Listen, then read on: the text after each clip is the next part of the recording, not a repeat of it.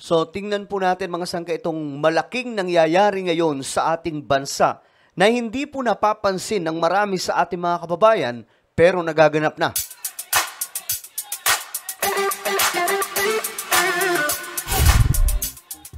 Hello guys, what's up? This is me. I'm back for another vlog today. Kamusta po mga kababayan? At ito, matindi itong ating mag-uusapan ngayon dahil patungkol po itong mga sangkay sa malaking nangyayari ngayon o matinding nangyayari ngayon sa Pilipinas na hindi po ito napapansin kahit po harap-harapan na nakikita na po ng dalawang mga mata ng mga Pilipino, hindi pa rin po ito napapansin gaano. So kung ano yan mga sangkay, yan po ang ating tatalakayin ngayon. Anyway guys, bago tayo mag-umpisa, paki-subscribe po muna yung ating YouTube channel. Tayo po ay 1.52 million subscribers na. Parami po tayo ng parami, paangat po tayo ng paangat. Kaya naman sa mga hindi pa po dyan nakakapag-subscribe at nais mapabilang sa dumaraming mga solid sangkay, makikita nyo po yung subscribe button sa baba ng video na to. I-click nyo lamang po yung subscribe, i-click ang bell at i-click nyo po yung all. Sa mga nanonood naman po, syempre, sa Facebook, alam nyo na ang inyong gagawin, i-follow nyo po yung ating Facebook page. Okay, guys, eto na. Ay nako. Ito kasi ang nangyayari ngayon. Alam nyo ba na bumababa na po yung presyo ng mga bilihin ngayon sa mga merkado? Totoo pong nangyayari yan mga sangkay. Kahit pumunta kayo sa mga palengke, i-check nyo po doon, lalong-lalo na po yung bigas, napakamura. At marahil, mahihiwagaan kayo dyan, masasabi nyo po na hindi ata totoo ito, pero kayo na po ang pumunta sa mga palengke. Kayo na po mismo ang tumingin sa mga presyo ngayon ng mga bilihin. Especially yung bigas. Kasi yan po yung pangunahing pangangailangan ng mga Pilipino. Alam nyo naman siguro yung mga Pinoy, no? Tayo, hindi po tayo nabubuhay ng isang araw nang hindi po kumakain ng rice. Diba? Kaya nga po nauuso sa Pilipinas mga sangkay yung only rice. Diba? May mga restaurant mga sangkay na nag-o-offer ng ganyan. O dito, pag kumain kayo dito, only rice na. Kasi rice is life pag Pinoy eh. Di ba? Pag pumuntang ibang bansa, hindi burger yung hinahanap. Ang hinahanap po, sama dito yung may rice na kainan. Di ba? Sa ibang mga bansa kasi, minsan wala pong ganun eh. Yung may rice. Sa Pilipinas, marami po niyan. Ngayon, ayon po sa balita, eto binalita yung Central Visayas. Central Visayas inflation rate dropped to 0.9% in May 2025, sharply lower than the 4.2% recorded in May 2024, according to PSA. O, ayan na mga sangkay. Central Visayas inflation drops in May 2025 as food prices fall. So, bumaba po talaga yung mga bilihin ngayon, mga sangkay. Ito, tingnan po natin yung mga komento ng iba mga kababayan natin. Ito hindi po nila nare-realize itong nangyayari kahit bumibili po sila ng mga bilihin sa palengke. It's a prank, Ranaoy. Wajud mi nabati diring pag us-us sa papliton. Ito, I challenge all of you. Lahat ng mga DDS. Ngayon din, pumunta kayo sa mga palengke. Ito lang yung challenge ko sa inyo. Pumunta kayo sa mga palengke, tingnan nyo yung presyo ng mga bilihin, lalo na yung bigas. Magkano yung bigas dati? Panahon po ni Tatay Digong, eto wala akong problema kay Tatay Digong. Sinuportahan ko yan.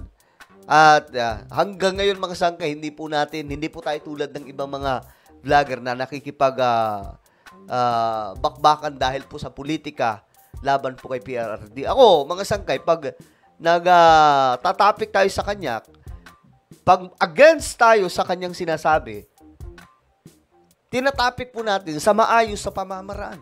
Hindi po yung tipong bastusan na.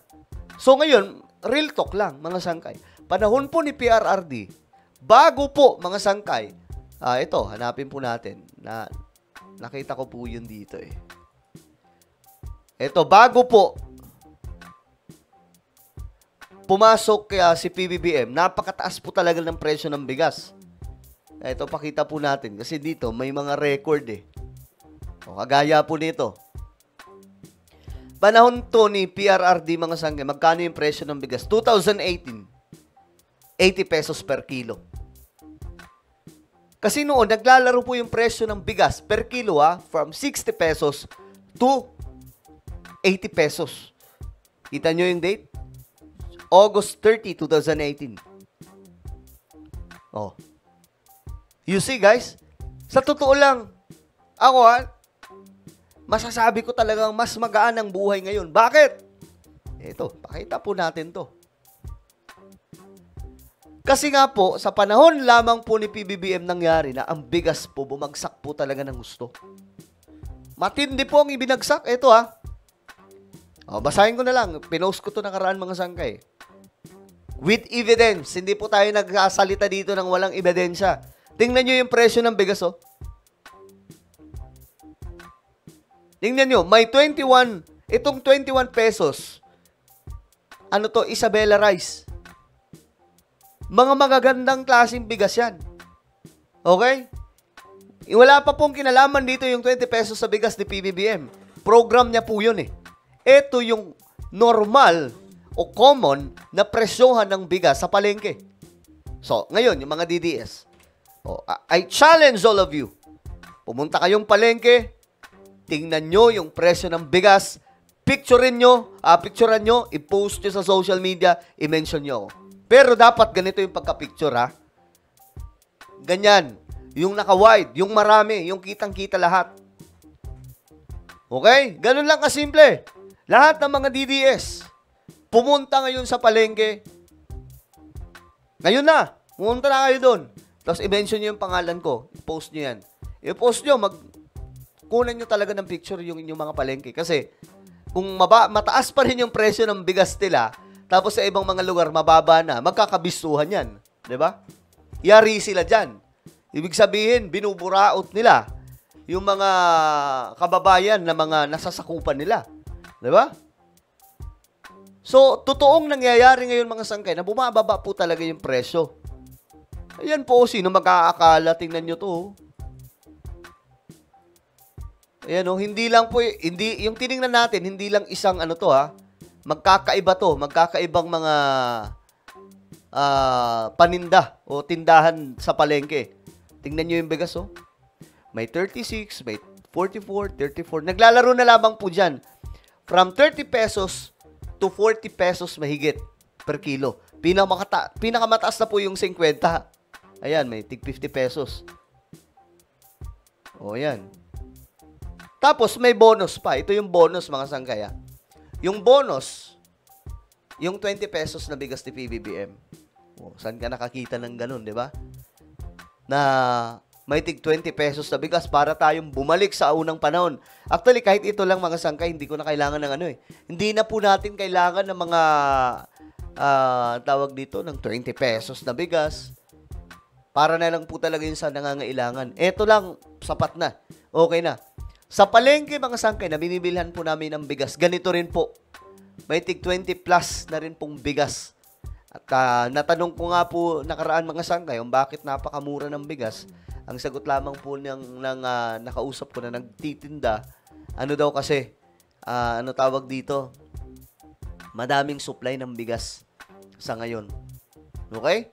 Well, ano po ang inyong opinion? Just comment down below. Meron po tayong YouTube channel.